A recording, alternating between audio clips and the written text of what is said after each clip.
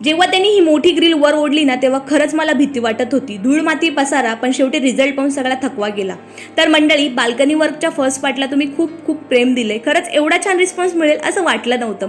आणि आज आहे त्या कामाचा पार्ट 2 मध्ये नवीन लोक पण आलेत, म्हणून सुरुवातीला छोटंसं कालचं क्लिप पुन्हा ॲड केली, म्हणजे सगळ्यांना प्रॉपरली कळेल नक्की काय काम चालू आहे. जेव्हा ते भाऊ ग्रिल वर ओढत होते ना, खरं सांगू त्यावेळेला मला खूप भीती वाटत होती. खालून एवढी मोठी ग्रिल वर आणणं म्हणजे काय सोपं काम नाही, पण सेकंड फ्लोअर असल्यामुळे त्यांनाही काम करायला थोडं सोपं पडलं.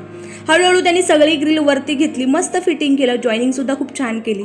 त्यानंतर वरती पत्र्याचं काम सुरू झालं आणि खरंच हळूहळू आमची ड्रीम बाल्कनी तयार होताना पण खूप भारी वाटत होतं. तुम्हाला हे काम छोटं वाटेल, पण ह्या कामासाठी किती दिवस गेलेत, घरात किती धूळमाती झाली ना ते फक्त आम्हालाच माहिती. सतत साफसफाई, सामान इकडून तिकडे आणि त्यात रोजचं रुटीन मॅनेज करायचं. पण फायनली आता बाल्कनीचा पूर्ण लुक बदलून गेलाय. तुम्हीच सांगा ही छोटीशी ड्रीम बाल्कनी तुम्हाला कशी वाटली. आणि हो, कम्प्लीट डिटेल मेकओव्हर ब्लॉग उद्या आपल्या यूट्यूब चॅनलवर अपलोड होणार आहे. त्यामध्ये तुम्हाला किचन बाल्कनीपासून बेडरूमपर्यंत सगळे चेंजेस डिटेल दाखवणार आहे. म्हणून चॅनलवर नक्की या. नवीन असेल, सबस्क्राईब फॉलो केलं नसेल तेवढं मात्र करायला विसरू नका. व्हिडिओच्या शेवटी तुम्हाला आपली छोटीशी हॉलच्या बाल्कनीची झलक दाखवते. तर भेटू मंडळी उद्याच्या ब्लॉगमध्ये. बाय.